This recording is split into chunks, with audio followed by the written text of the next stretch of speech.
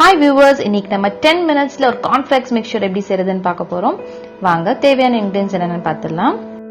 1 cup வேர்க்கடலை, 1 cup பொரி, 1 cup cornflakes, தேவையான அளவு கருவேப்பிலை, 1 டீஸ்பூன் chili powder, தேவையான அளவு உப்பு, 1 டீஸ்பூன் chaat masala.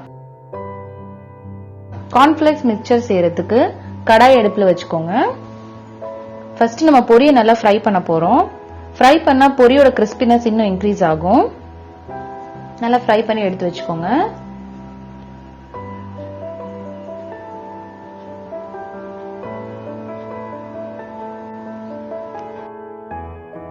அடுத்து நம்ம ஆயில்ல ஃப்ரை பண்ற ஐட்டம்ஸ் எல்லாமே ஃப்ரை பண்ண போறோம். எண்ணெய் ஊத்திக்கோங்க. ஃபர்ஸ்ட் நம்ம கடலையை வறுத்துக்கலாம். கொஞ்சம் டார்க் ஆகுற வரைக்கும் வறுத்துக்கோங்க.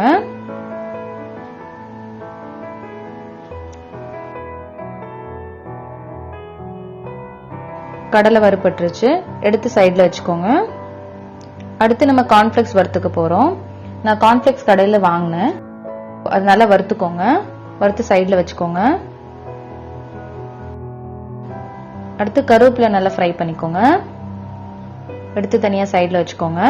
மிக்சர் செய்யறதுக்கு ஒரு பெரிய பாத்திரம் எடுத்துக்கோங்க. பொரி போட்டுக்கோங்க. கார்ன்ஃபிளேக்ஸ் போட்டுக்கோங்க.